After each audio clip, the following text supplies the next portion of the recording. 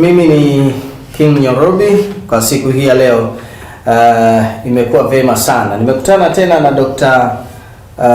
Mchunguzi, ambapo kwa siku hii ya leo tunagusia hasa michezo, na kama ambavyo umemuona yeye mwenyewe amevaa uzi mzuri kabisa wa timu ya taifa Tanzania, Taifa Stars, na akiwa ameonekana katika mfumo huo wa kimichezo. Dr. Mchunguzi, habari yako? Ni nzuri. Kwema. Kwema kabisa. Ndio. Ndio. Leo bwana, natamani tugusie kuhusu kombe la dunia. Ndio.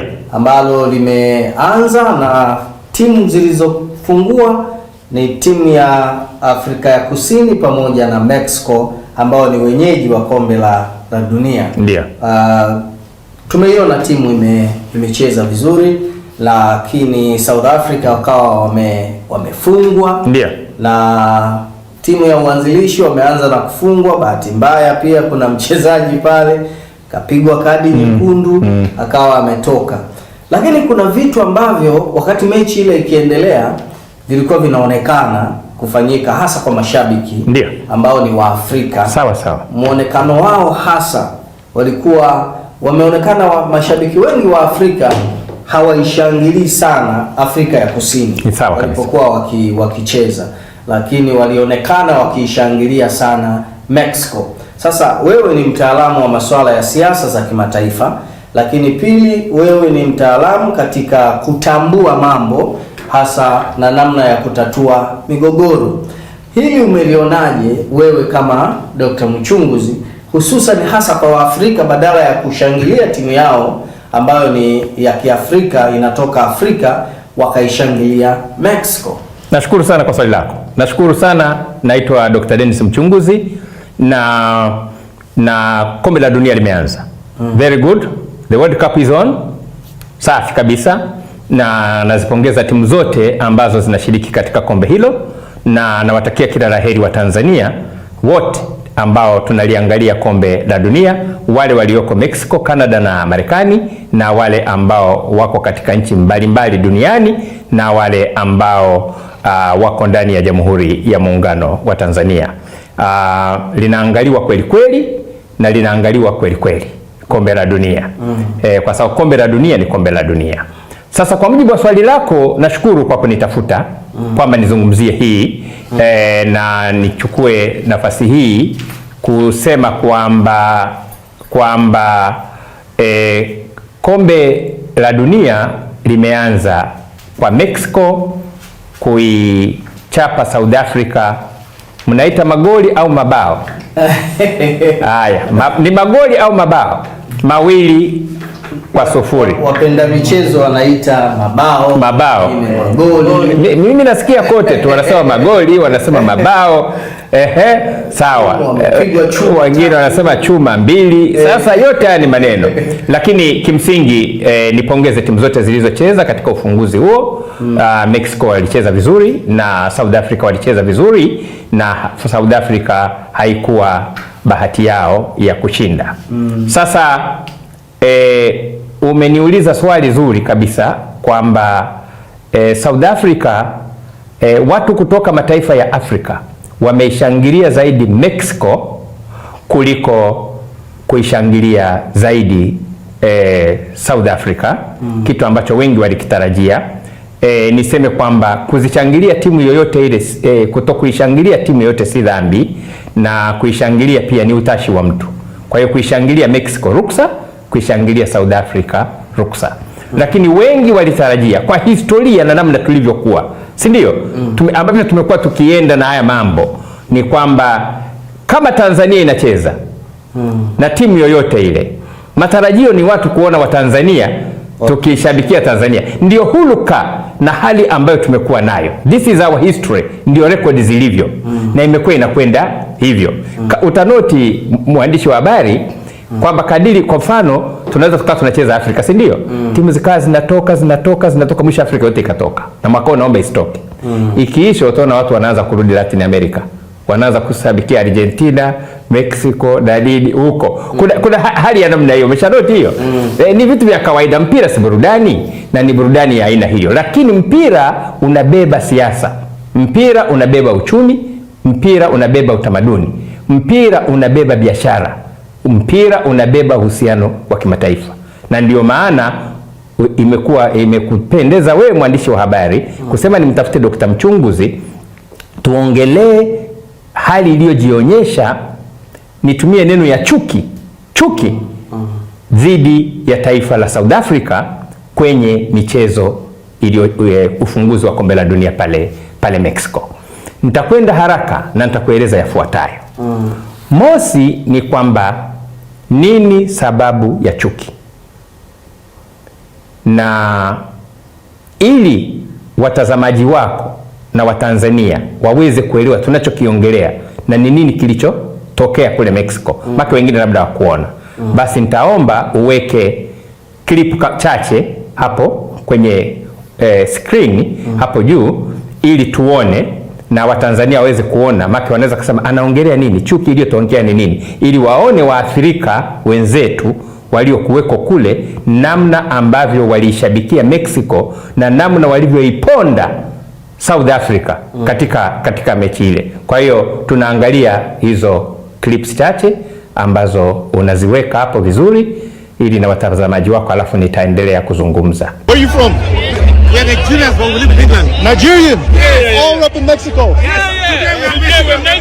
Mexico. What color is the sky? I'm your You tell me that it's red. I'm your South Africa. South Africa. Mexico versus South Africa, una support team gani? What color is the sky? I'm your amor. You tell me that it's red.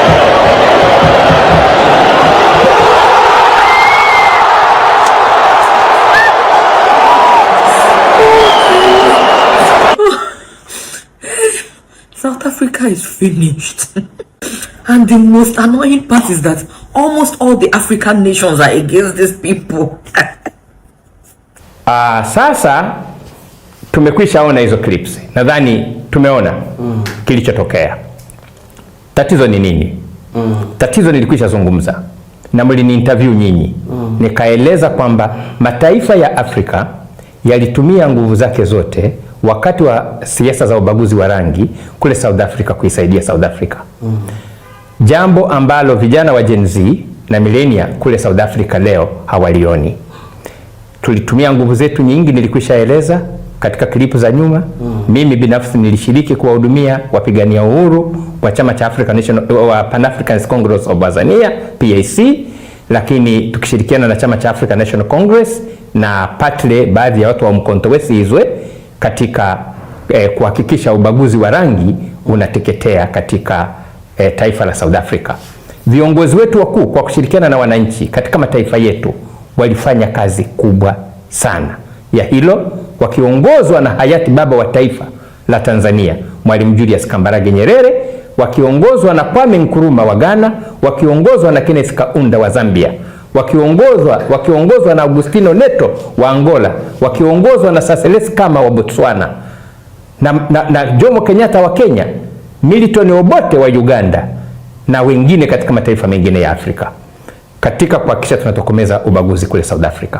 Sasa tulijitolea sana, nilikwishaeleza mimi binafsi nilivyoshiriki katika klipu zangu za nyuma, lakini kuna kitu kimoja ambacho sijawahi kukieleza na leo nitaomba mkiniruhusu nikieleze. Mataifa ya Afrika, sitataja taifa lipi, yalitoa passport zao au hati za kusafiria, tunaita passport, na kuwapatia South Africans ili waweze kumove kutoka nchi moja kwenda nchi nyingine. Nchi zilitoa passports, nchi za Afrika. Hawa walikuwa kwa mfano wanatoka Zambia, wanakuja wanafanya mikutano Mazimbo, Morogoro au Dar es Salaam. Wanaondoka wanakwenda Libya, wanaondoka wanakwenda nchi nyingine, wanakwenda China, wanakwenda Cuba, wanakwenda Uingereza. Hawana passport ya South Africa. Hawana. Wale tuliokuwa tunawariseto au tunawapeleka katika nchi ya pili mbali ya ile waliofikia mwanzo, walikuwa wanasafiri kwa kitu kinaitwa UNHCR travel document, hati ya kusafiria ya Umoja wa Mataifa. Ukifika kule imeisha kazi yake, unatua katika nchi ile. Lakini hawa walikuwa wanatoka Zambia wanakuja Tanzania, wanatoka Tanzania wanakwenda Libya, wanakwenda China, wanakwenda Cuba, wanarudi Dar es Salaam. Walikuwa wanasafiria nini? Hawana passport ya South Africa. Nchi za Afrika tuliwapatia passport za kwetu, tulitoa nationality yetu, passport ndio nationality, tukawapatia waweze kumove. Na hilo atuongei record history, mimi nilikuwa nawapokea airport Dar es Salaam. Kwa hiyo nilikuwa najua huyu ameingia hapa anakuja kwenye mkutano wa South Africa, passport anayoitumia ni ya nchi gani? Mimi nilikuwa nawapokea airport, na sisi tulikuwa tunajua Tanzania, tunajua nchi zote kwamba ataingia South Africa, anatokea Zambia, anatokea Libya, anakwenda Mazimbo, passport aliyo nayo ni ya taifa lingine la Afrika. Tunajua sisi ni kugonga muhuri anakwenda. It was a big top secret. Tulitoa nationality kuwapa watu passport zetu. We gave them our passports. They used our national passports. Kuna kitu kikubwa kama hicho. Acha pesa, acha askari wetu wengi waliopotea South Africa wakipigana huko, vyakula, makazi, malazi. Sasa hiyo inaleta chuki kwa Waafrika kwamba kama tulifanya hivyo, kwa nini leo xenophobia au chuki dhidi ya Waafrika kule South Africa iwe kubwa kiasi kile? Nadhani umenielewa. Ndio hilo linaloleta shida kubwa sana. Lakini la pili ambalo Waafrika wanachukia ni namna tunavyofanya Afrika biashara na South Africa na taifa la South Africa, na linavyonufaika na sisi tunavyonufaika na taifa lile. Nitakupa mfano michache.